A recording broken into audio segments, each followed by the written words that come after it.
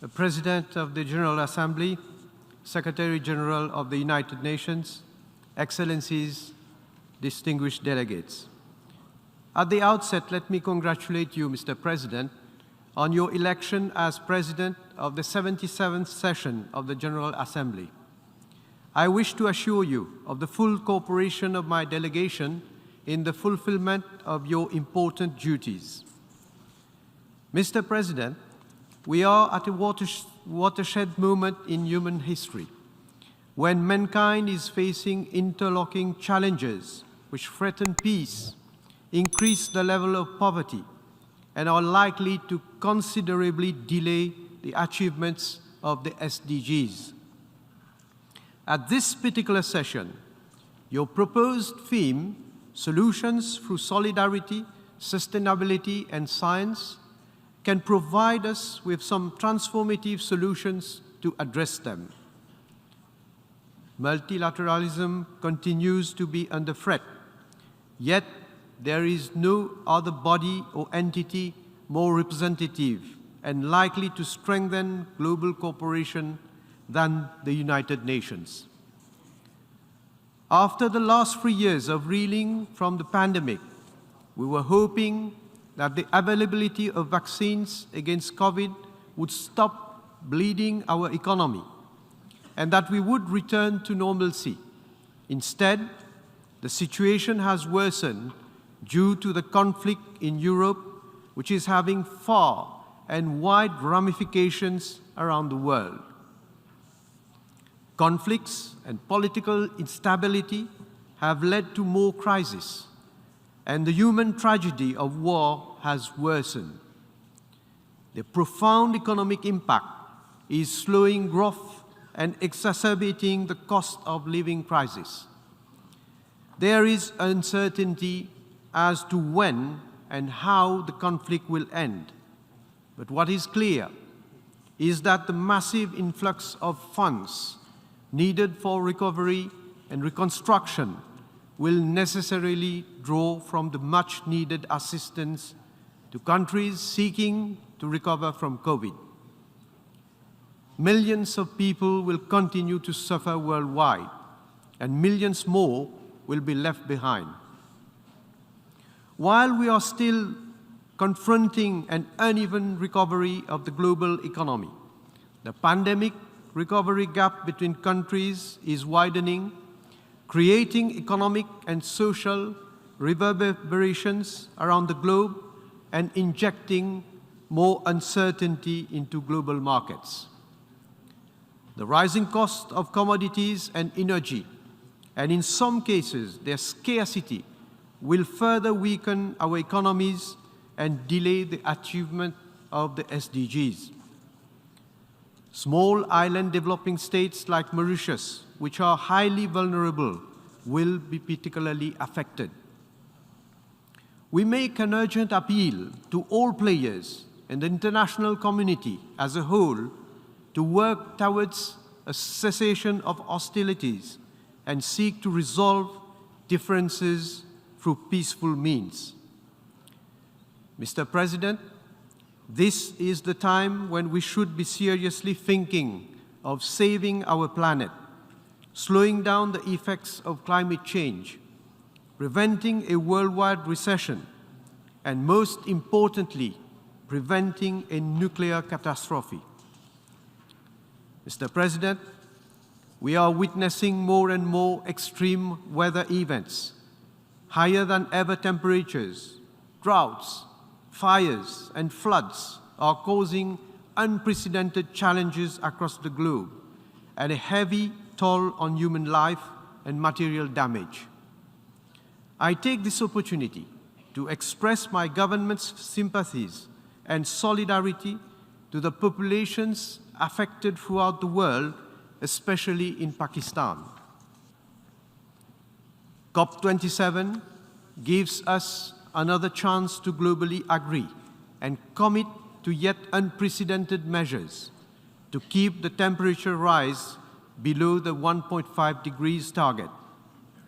Our responsibilities as leaders and our state responsibility should guide us in ensuring that our own future and that of our children are secure and refrain from any action that is tantamount to ecocide.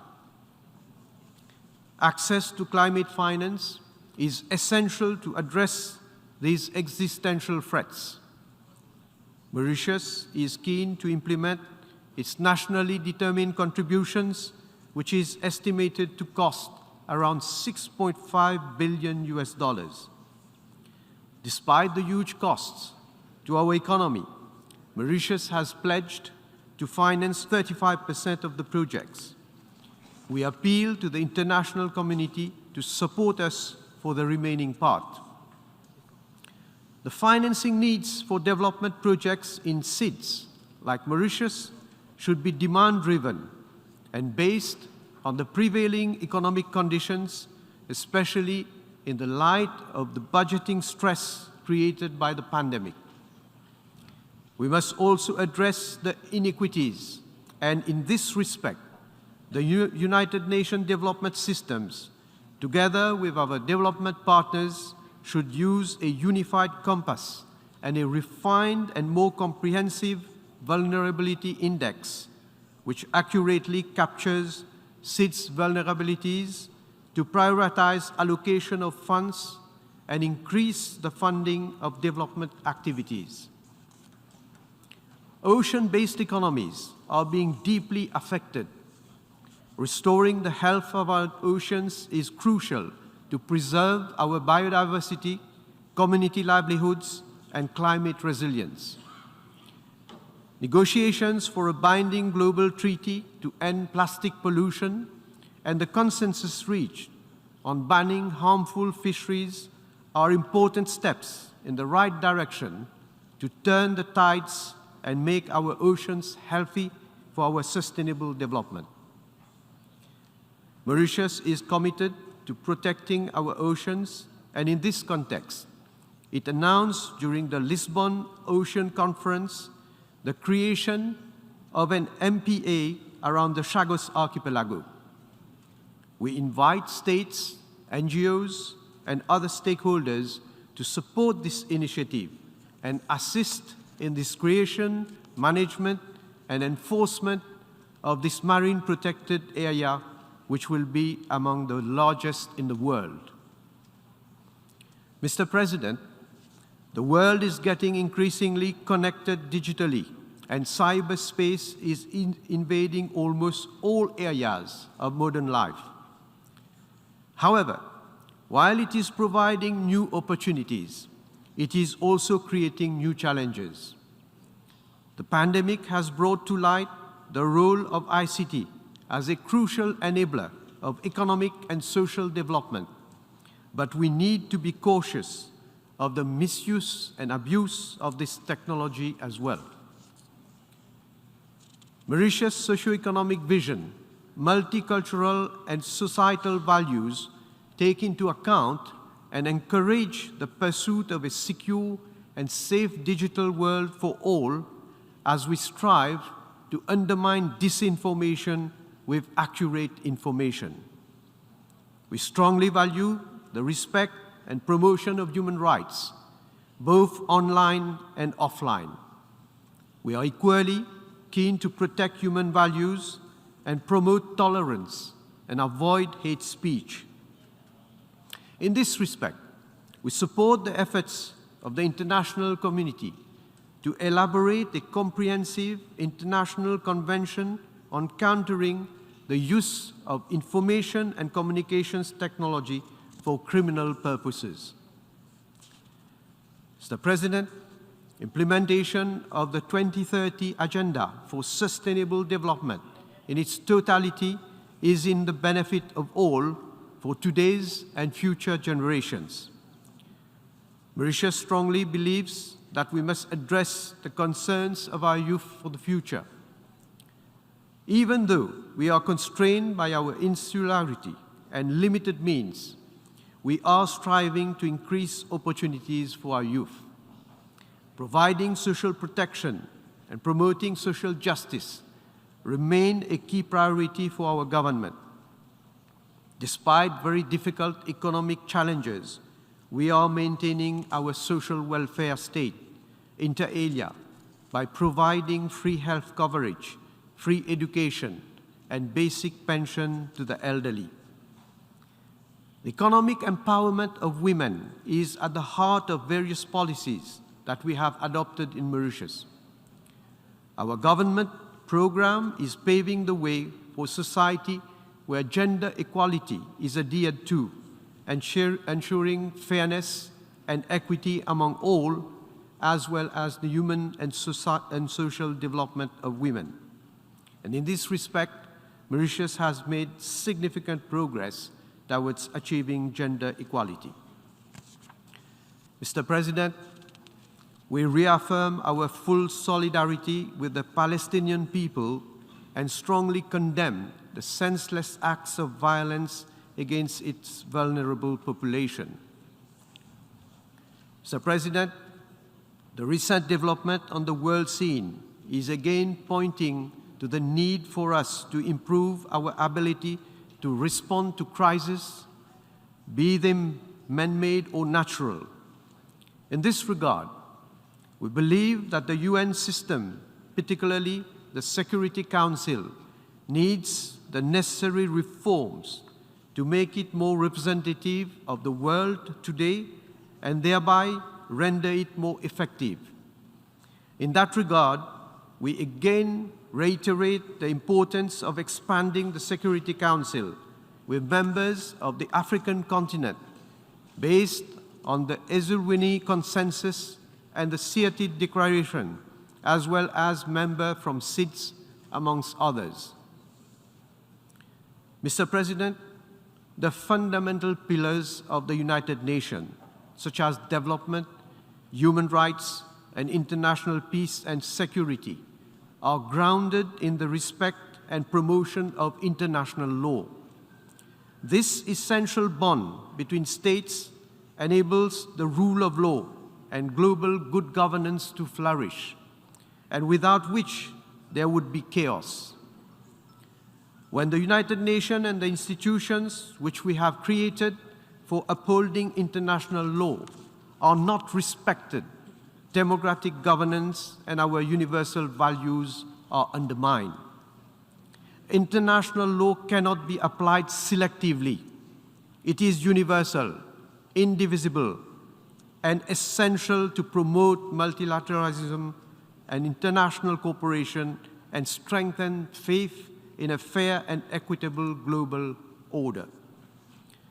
Mr. President, the advisory opinion of the International Court of Justice of 25th February 2019, UN General Assembly Resolution 73/295, and the judgment of the Special Chamber of the International Tribunal for the Law of the Sea of 28th January 2021 have confirmed with crystal clarity that international law recognizes the Chagos Archipelago to be and to have always been an integral part of the territory of Mauritius. Yet, despite UNGA resolution, which required the colonial administration to withdraw within 6 months of the date of its adoption, that part of our territory remains occupied today. This situation further delays the implementation of our resettlement program, especially for those Mauritians of Chagosian origin who were forcibly removed from there in the 1960s. It ill behoves to the United Kingdom to call on Mauritius and other African countries to respond to other allegations of illegal occupation when it illegally occupies a part of Africa. The new government of the United Kingdom has an opportunity to place itself on the right side of history and bring to a close this dark chapter of history involving the lost colony in Africa and the last colony it ever created, as well as the shameful forcibly displacement of people. Such a move would be fully consistent with the values and principles of the beloved late monarch, who we honor today and pay homage to.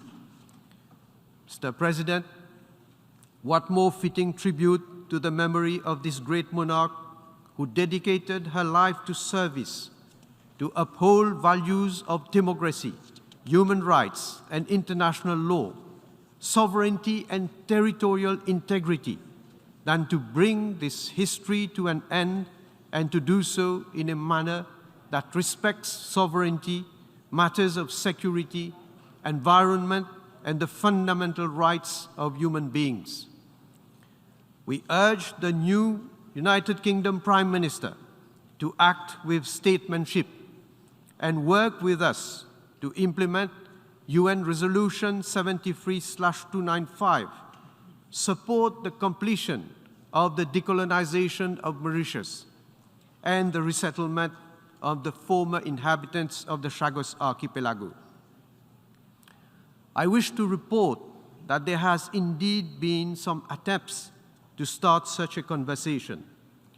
We reached a point where it would have been possible to agree on a way forward, but it appears that the United Kingdom is having some difficulty in accepting the proposal that any final agreement must be based on international law.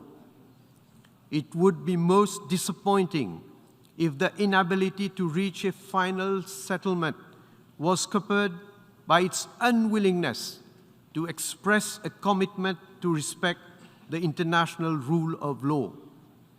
The more so that Mauritius has over the years confirmed that it is prepared to enter into long-term lease to protect the continued operations of the military base on Diego Garcia, given its contribution to regional peace and security.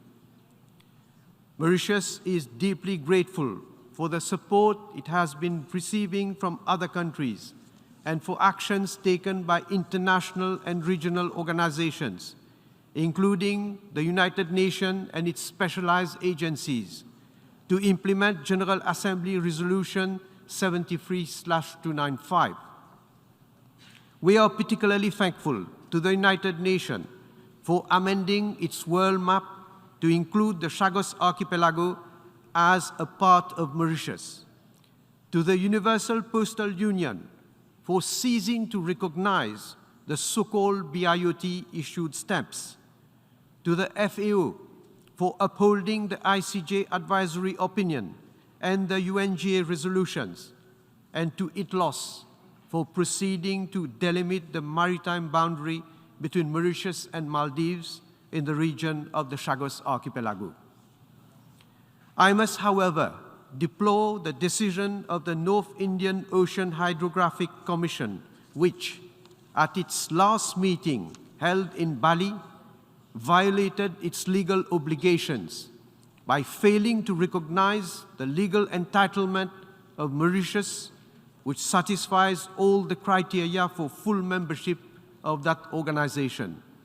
In this regard, it is with much regret that Mauritius has decided to suspend its participation in future activities of the North Indian Ocean Hydrographic Commission until its legal entitlement to full membership of that regional organization is fully recognized. Mr. President, as regards Tromlin, which also forms an integral part of the territory of Mauritius, we look forward to the early resolution of the dispute over the island in the spirit of friendship that characterizes the relations between Mauritius and France.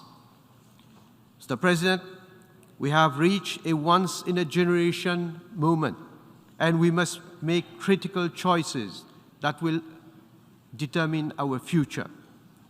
The vicious cycles of violence must stop. Divides and distrust must end. We should not allow the winds of discord to draw back the Iron Curtain. The winds of peace should flow smoothly.